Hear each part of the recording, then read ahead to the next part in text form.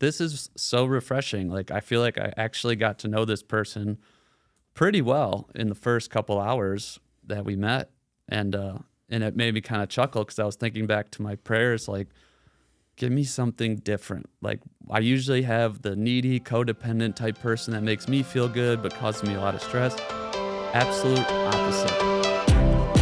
Welcome to the Confident Podcast. I am Lisa Tarkington, your guide to mastering confidence and leadership.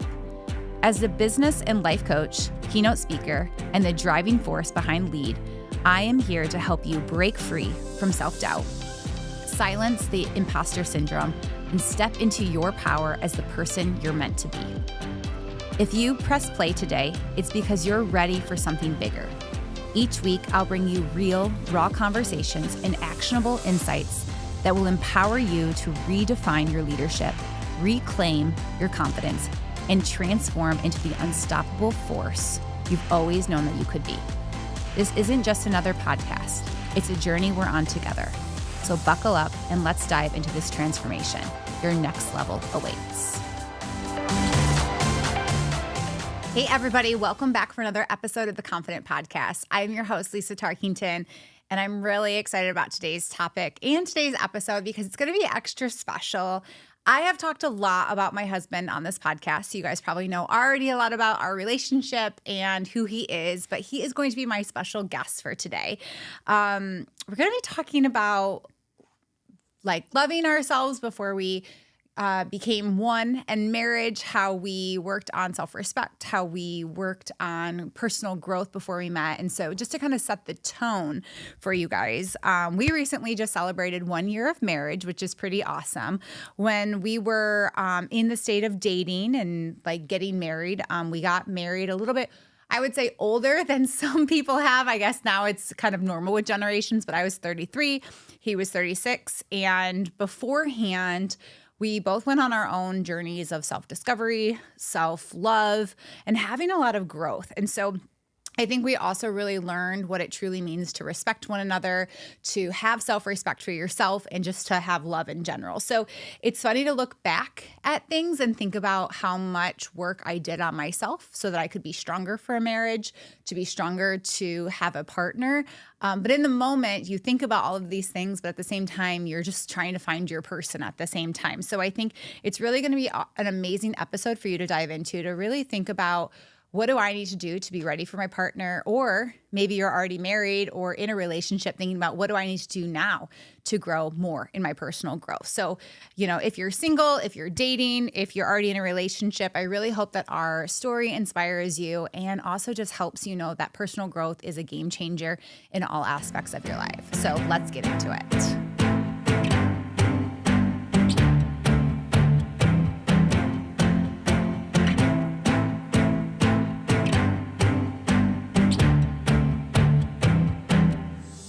Well, welcome, Marc, to the Confident Podcast.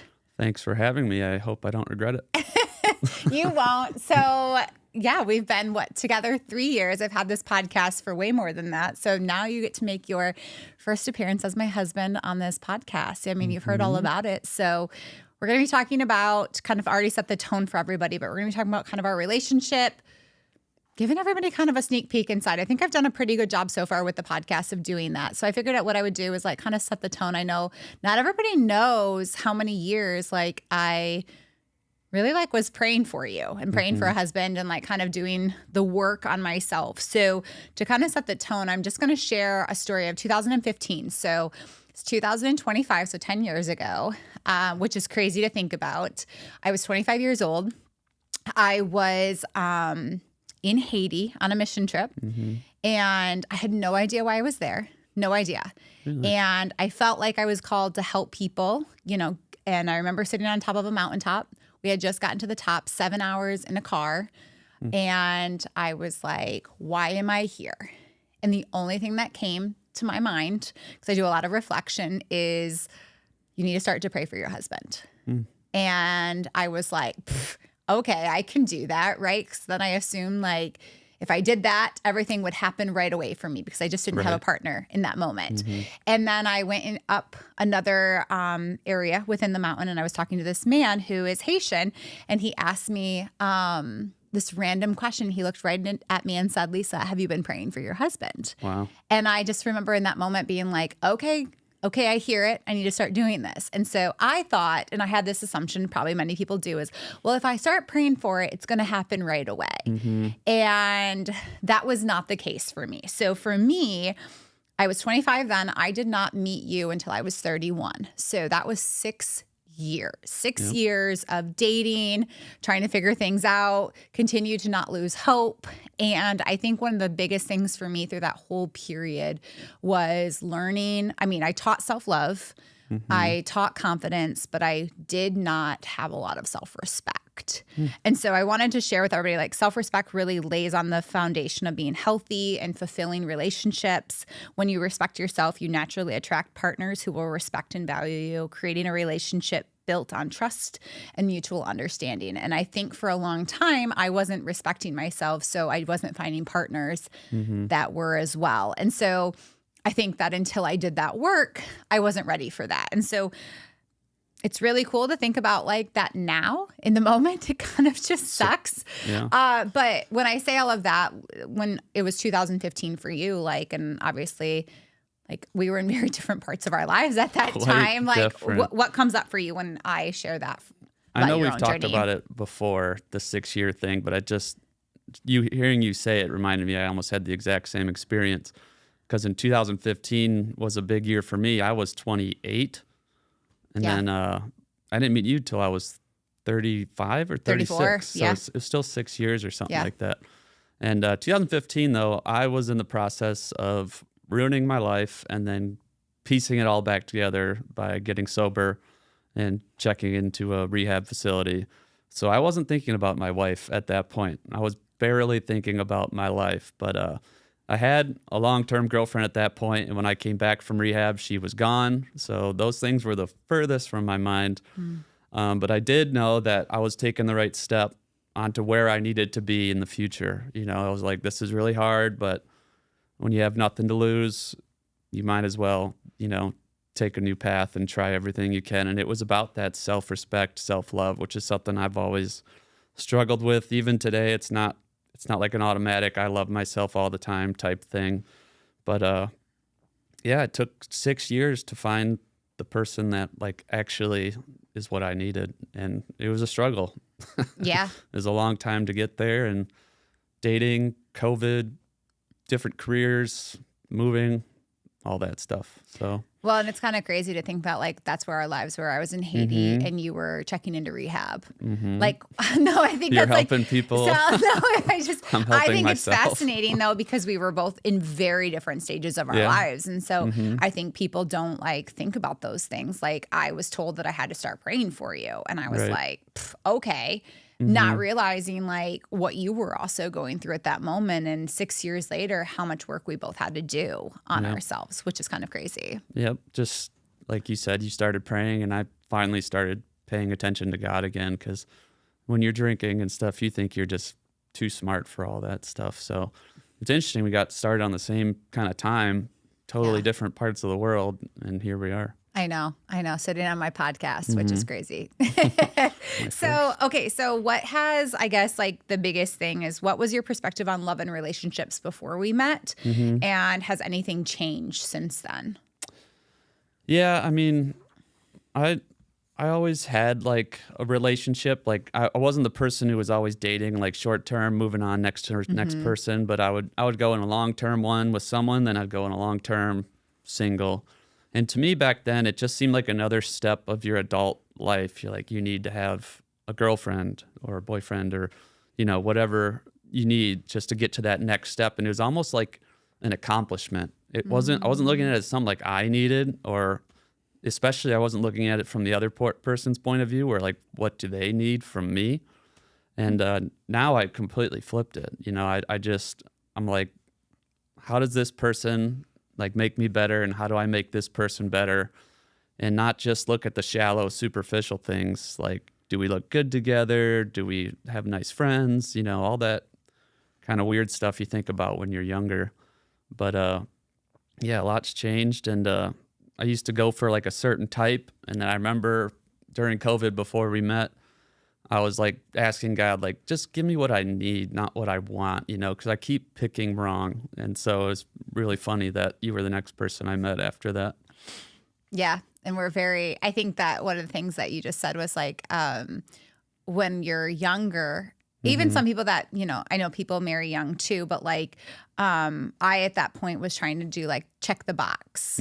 What are the check the box things? And like, obviously you have a lot of the values and morals and qualities that I love in a person, but like, you have a completely different job than I ever expected, right? Like all of these different pieces, but all of those kind of go out the window when you say like, well, what do I need versus what? Exactly. Like that's such an interesting perspective to have. Yeah. And like, what can you give to someone else? It's not something we typically think about. We're kind of selfish in that regard. You're like, oh, I like this person. I like them around. Yeah. Like, do they like me around? Do I help them grow and get to where they want to go? None of that occurred to me until my late 20s. And so what do you think, like, what was your pivoting point when you realized, okay, in order for me to be the person that I need to be in a relationship, like I need to work on myself? Like, what was that pivotal moment for you? Of course, in 2015, getting sober, but I knew that was going to be a long journey. And even after that thing, I dated certain people, and I knew I just wasn't there yet. I was on the right track, but for me, the self-love journey has been a long, tough one, and it's never actually going to end, in my opinion. It's constant work. You've got to keep doing it. It's like a skill. If you stop doing it, you lose, your ability at it. So really during COVID, I hate to keep bringing up COVID, but I was working on myself a lot. I was really praying, and I was just so lonely because nobody was hanging out, and I didn't have anybody at that time. I just had my dog, and I was like, asking God, like, what do I need? Like, I know what I want, but like, what is it? Like, different looking person, different type of person, just, I don't know. Like, I didn't know what it was, but I was trying to imagine the opposite of everything I ever went for. And I knew I still had a long way to go in my journey. Like, I wasn't totally in love with everything I was doing and not super confident. Like, I've always known I've been a good person, and you hear other people tell you that, but you don't necessarily listen. And I knew I needed to be that like whole, strong, self-confident person for the person I thought I was going to be able to be with in the future. And I just wasn't quite there yet. Even when we met, we had a couple dates, I was still finishing the end of that journey, and I don't think it ever ends. Yeah. So I guess the question would be so you said that you've always struggled with self-love. Like, what does that mean? Like, what did you struggle with? Because I don't think guys talk about it enough. True. Yeah. And it's becoming a little easier these days, I think, for men to talk about. But to me, it's just like the decisions you make, the shortcuts you take. They're little, they're inconsequential, but in my mind, they add up. And I'm like, I'm just not doing the right thing, or I'm not doing the hard thing. I'm taking the easy way, because we all fall victim to that in like today's society. It's like, I could go to the gym, but I'm just going to watch Netflix instead. It's those little choices. And a big part of that was really just connecting with God. Like when I got sober, I of course had to give my life away to God just to get help. But then 6 years later, I thought, I kind of got this under control, but I realized I was wrong. It's like, it's a constant thing. Like, you need to put your own desires and stuff out of the way and pray for, like, what does God want for you? And like, what should I be doing that's in his plan? And that really is kind of what changed for me. Like at that point, I had actually given up on dating. I was like, you know what? I'll just be creepy Uncle Mark for the rest of my days as an uncle for my nephews and nieces. I figured it was over. I figured I just accepted it too. I was like, well, that's okay. I can just be a cool uncle or whatever. And I was wrong. So, yeah. So I hear the point of you saying like you had to make choices, right? Like you had to choose, instead of watching Netflix, you had to choose to go to the gym and things like that. But what were the other choices? Because if you really felt like you started this during the COVID season, like it wasn't like it just was like, okay, I prayed about it, I'm good now. Like Right. you did things. So Yep. like what were those things? So I think sometimes we talk about like, okay, now I'm good. But like I know that you did the thing. So like I think the audience would love to hear that. Well, there's a few like things that work for me, like journaling and obviously prayer. And for me, I've got AA is a resource where I have hundreds of people that totally understand what I'm going through and I can connect with them. And that's something I kind of stopped doing, especially during COVID when they closed all the meetings. But it's getting back out there. It's doing stuff that scares you, taking chances, doing what's out of your comfort zone for me is like the biggest one. It's like, if I'm scared of doing this, I should do it. Like what?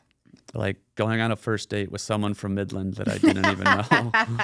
Like I was like, well, I'm 13 miles away from her, so I guess we could meet up. But yeah, just like who you are and what you like to do and where your little comfort corner is, and you can just sit there the rest of your life if you want. But it's about breaking out of that, and it's like you say all the time, is doing the work. And if it's worth having, it's never going to be easy to do, in my opinion. Yeah. It seems like all the stuff that we really want in life is going to take sacrifice, and you're going to have to get uncomfortable doing it.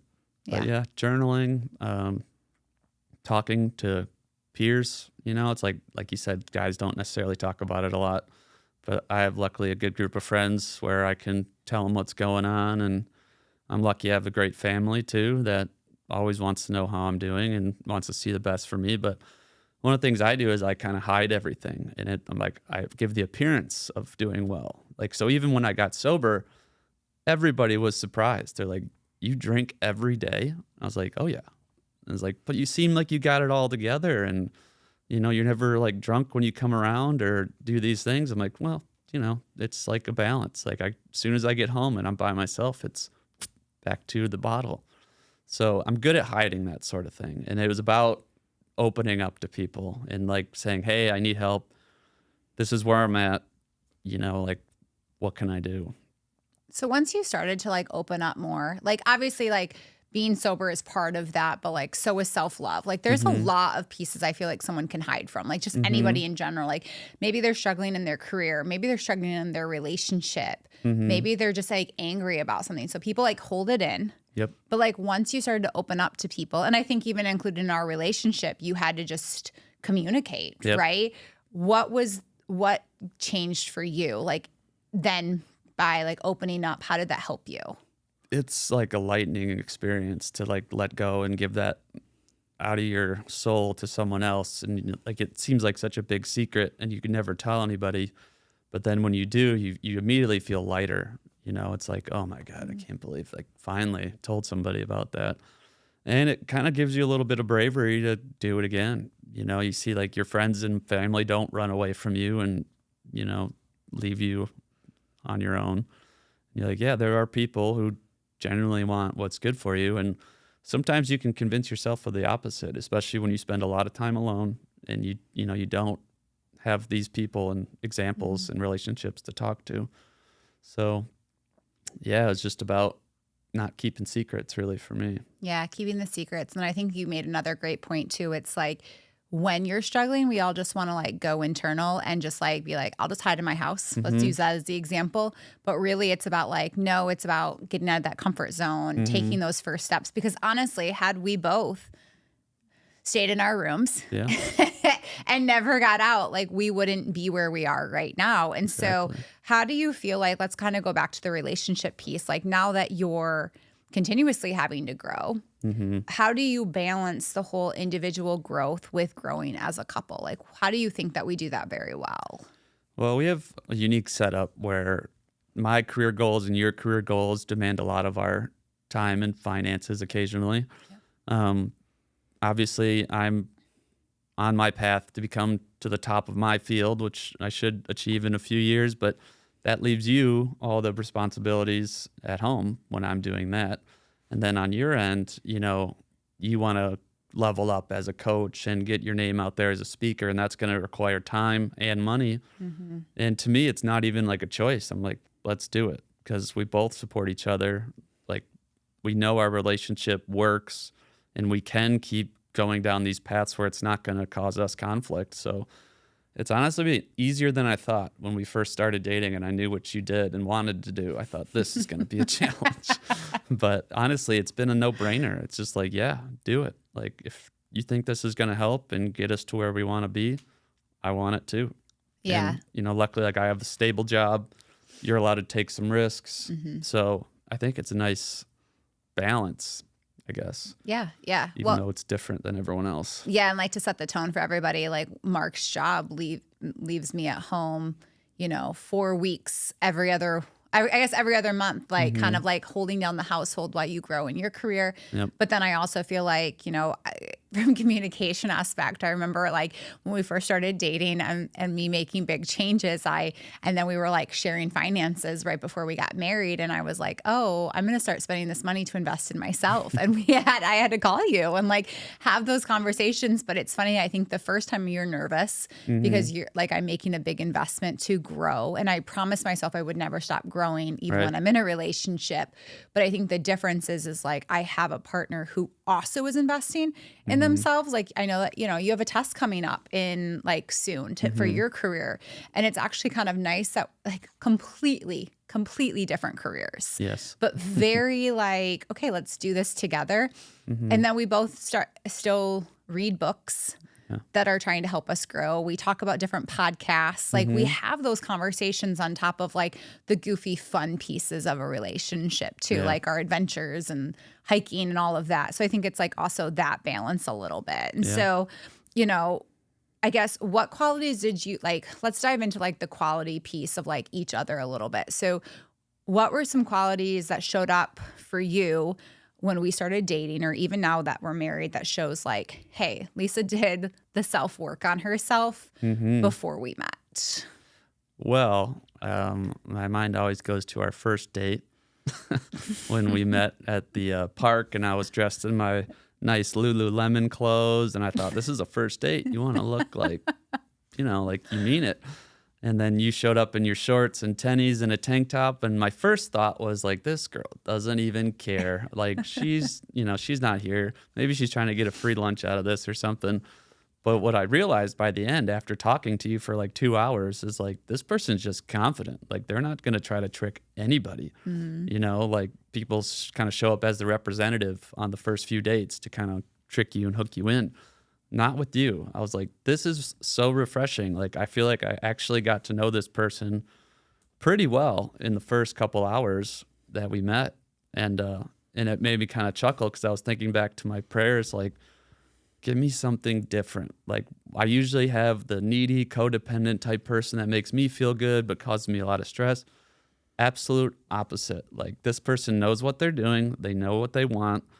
Get on board or get going. And so it was really just refreshing. And I haven't met a woman, in especially a dating sense, that was like that confident in such a genuine way. Because people are good at faking confidence these days. You can do it through a number of ways. You're almost like tricking people. But I never got that sense with you. And then I'm sure I opened up on our first date about my struggles in sobriety, which is not something you lead with typically when you're trying to impress someone. But it was just so comfortable. And I knew you'd understand it, and so that was such like a big piece clicking for me when we had that first date. So, I mean, I've learned every day since then, all the work you do to stay the person you are, and it's motivating, and I've stolen some of your tricks and things like that. So it's good for me too. Yeah, and it's funny to think back to our first date because literally we were going for a walk. So why wouldn't a girl wear tank top and shorts? I know. And you showed up in Lulu, and I was like, oh man, he looks nice. But I think that that's also like, and to take people into my eyes that day, it's funny to hear that confidence come out because I felt confident with you. But an hour before, I almost bailed. Right. I wasn't even going to show up because I was having body dysmorphia issues. And I was like, nothing looks good on me. He's going to like think all these things of me. Yep. But then I had to work on my own self-motivation internally and have those talks with myself of like, give this guy a chance. Yep. Like, who cares what you look like? Your body's not going to change anytime soon, right? Yep. And so perspective-wise, and I had to give myself that mindset shift. So I think even personal growth comes back to like, we have to do it all the time. Like, it's just kind of this continuation. Yeah. And I think one of the things for you, like, we just hit it off because we could have real conversations. I think we were also in I wouldn't say I messed around in my 20s, but I don't think I knew what I wanted. And so I wasn't always open or like wasn't fully myself. And I think then I had to do that work. And so even I think when you were going through even I think it was like our first like 6 months of dating, like you were having some self-love issues. And I think that you opening up to me and saying like, this is going on, I need to talk about it, we need to have the like, made me see, okay, I am with the right person because he's opening up about it and we're in this together, versus like you holding it all inside, making it be like, life's great, everything's good. Because if we're going to do this, we have to like just be honest with each other. Exactly. That's what I noticed right away with you. It was so genuine, which generally you don't get on a first date with people. Yeah. You're like, oh, she seemed cool. And, you know, I have no idea if she's crazy or not. So that was really the biggest like hook for me. And then, of course, like you mentioned, we had a couple dates, and then, you know, it wasn't until like 6 months later we actually started dating. Yeah. And that was because I was still finishing what I needed to do. And I'll share a little bit. Like after those first few dates, I was so like impressed and into you. I was worried I was going to blow it. You know, I was like, you're just going to screw this up again.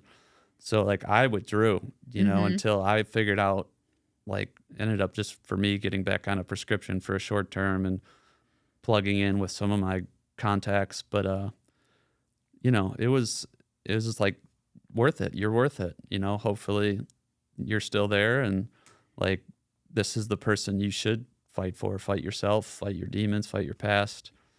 And, very grateful, honestly. Yeah. Well, and I think it's like kind of cool because I think in my past, I like would get back together with people and they wouldn't change, or I wasn't changing either. But I think you saying like, I bailed for a while, right? Like had to do my own thing, but there was growth there. Like it wasn't like you bailed and came back the same Just changed my person, mind, right? Like Yeah. you were like, no, I need to step away because I didn't love myself. I had to do these things. And I think like even if you're in a relationship now, it's important to like realize like, hey, like it doesn't mean that you bail per se. It's just saying to the partner like, I need help, like, and just being honest. Cause I think now we just have that relationship where like, I think a couple months ago or in 2024, I was struggling. And I remember calling you being like, I don't know what to do. And you talked me through it versus just being like, well, figure it out, you know, like we're in this together type of thing. So Yeah, it's nice. yeah. And so, okay. So obviously we're talking all the good. We're talking all the good. But obviously we've had conflict. Like, let's be honest. Like, I think our first, I would say our engagement year was the most conflict we ever had, where we had the most like miscommunication, not in a bad way. Yep. But how do you think like having self-growth, having self-love, having all of that helped us get through the conflict? Yeah. I mean, when I think about it, it's like if you don't have that self-love about yourself, like you're just going to be looking elsewhere for all your problems. You know, you're going to blame this person, and no matter what they do, it's not going to be good enough because it's not going to really make you feel any better. So like in this relationship, actually having some modicum of self-love and self-confidence, you look at problems differently, and you actually want to learn, since we both kind of have this fix-it mentality, me being an engineer and you being a personnel coach, like we want to know what can we do to fix it. Like, okay, I wasn't aware that's how you were feeling about that thing I said or what I did. So, you know, it's nice to be able to actually just voice those concerns and share, and then both of us walking away with like, this is what we should do about it. You know, that never happened to me before. It'd be like you get mad at someone, then they'd be like, why are you mad at me? And you're like, I'm not really sure. And then it would just go in circles, and eventually you'd both just forget about it until it came up again. You know, there was no growth or change there. And for us, and like, I'll be honest, I don't want to brag, I feel like our conflicts have been pretty easy overall in the big picture, but like they actually have, you know, something came out of them. You know, like we don't repeat the same mistakes that we've had so far. In our 3 years together. Yeah. Well, and no, we're like still like young in the marriage life, but I think communication was always key. Yep. And also I think one of the things that caused the conflicts was insecurities. Yep. Like you would have your own, I had my own, and we brought those to the, like, even though we still were like working on ourselves, like we still had insecurities. Yeah. And so I think that that's what was causing the conflict, is like, Usually I is. wasn't dealing with my own stuff. And I was like and then you would get mad at me about something and I would take it so personal because I didn't do the work on that piece of my life, or I hadn't finished the work. Yeah. You know? And so I think one thing that like we had to really work on is like, we've had this conversation twice. We can't have it again. Like we need to find the solution. And then like you said, not repeating it as well. And so, you know, if you could thank your past self for one important lesson before marriage that like really set you up, what would it be? I guess just like, I mean, thinking about my past self, I was pretty selfish in relationships, and I didn't mean to be. I think it was just natural, and you don't really think about it. It's, you know, like try to figure out what you can do for this person. Like, how do you make them better? Because like making yourself better by dating someone's like easy because that's obviously what you want. But like looking at how can you be the perfect partner for this person. And it doesn't mean giving up your beliefs or morals or, you know, whatever. But like how can you really improve this person's life just by being yourself and then keeping that in mind? And maybe someone does have low self-esteem. Like how can I help that person improve their self-esteem? But like, yeah, as far as one bit of advice is, don't stop praying and don't stop trying, you know, just keep going. Yeah. And I guess that's like the lesson that you kind of learned. And I guess the advice that you're giving. And I would say to everybody out there, for me, it's like the more work you can do to love yourself and respect yourself before you're starting, or if you're dating right now, like, and you're struggling with it, like start now. Like it's never too late to start because it's going to be an evolution of life. And so you said something earlier too about like, things get uncomfortable. Like I had to get out of my comfort zone, like all of these things. Like we wouldn't have met had we not both got out of our comfort zone. So like to someone's like listening in today saying like, that's really tough for me, you know? So what would you say to someone to encourage them to grow in personal growth, to get uncomfortable, even when it's uncertain? I'd say it's worth it. I mean, I think all of us who struggle with like self-esteem or getting out of that comfort zone, we know what we need to do. Generally, it's not like we're just feeling around in the dark. It's about taking that leap, and it's 100% worth it in any aspect of your life. If you're trying to grow in your career, you know, sports, relationships, whatever, it's you know what you gotta do, and it's worth doing. And you know, ask for help. Everyone wants to help you. I find that like there's not a lot of people in the world who would be like, screw you, I'm not helping you. I have not had that experience in 37 years, so. Yeah, it's uncomfortable, but it's worth it. Yeah, I love that. Well, and I love you. So thank you for being on the podcast and for sharing all of this. And just to kind of like recap for today, like I really love that like one of the things I'm most proud of just in my whole journey is that personal growth, and then also watching other people in relationships do that. So if you can take anything away from today, it's like, you know, be bold, be you, you know that things are not going to be perfect. Our journey to meeting each other in our lives now aren't perfect, right? Like it's all of those types of pieces like all come together, but it does make life pretty beautiful when you can go through it with someone, because you are being truly who you are, because at the end of the day, we all want that for each other. So, so thank you for being on the podcast. Thank you. I appreciate you.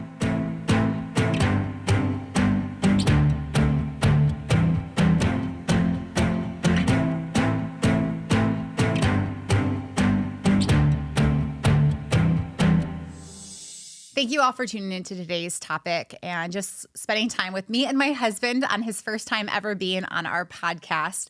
I hope that you took away so many key things around personal growth, about growing in your relationship with another person, communication, self-love, self-respect, all of these different aspects that, you know, I think we talk about so much on this podcast about how we have to start here internally in order for us to grow and help not only ourselves, but those around us. So like I always say, if you need support, I'm here for you. I do a lot of coaching one-on-one. So just reach out to me, DM me at Lisa Tarkington Official on Instagram, Or if you're looking to just kind of do some self-paced work, we have our amazing Lead Within platform. And if you look at our show notes, there is a code for you as well so that you can get 50% off your first month.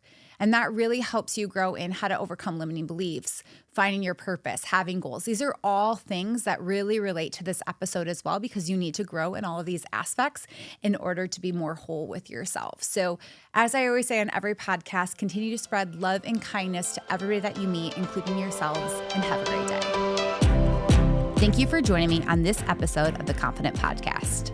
If today's episode resonated with you, head over to leadconfidently.org for today's show notes along with discounts to our services. Don't forget to hit the subscribe button, leave a review, and follow us on Instagram and YouTube at The Confident Podcast. Your feedback means the world to me, and it helps more people discover the show. And hey, if you're feeling inspired to dive deeper, let's connect. You can find me on Instagram at Lisa Tarkington Official. Drop me a message and let's explore how I can support your journey to confidence and leadership. Remember, you have the power to choose confidence every single day. Keep showing up, keep striving, and keep believing in your potential. I'm cheering you on, and I'll see you next time.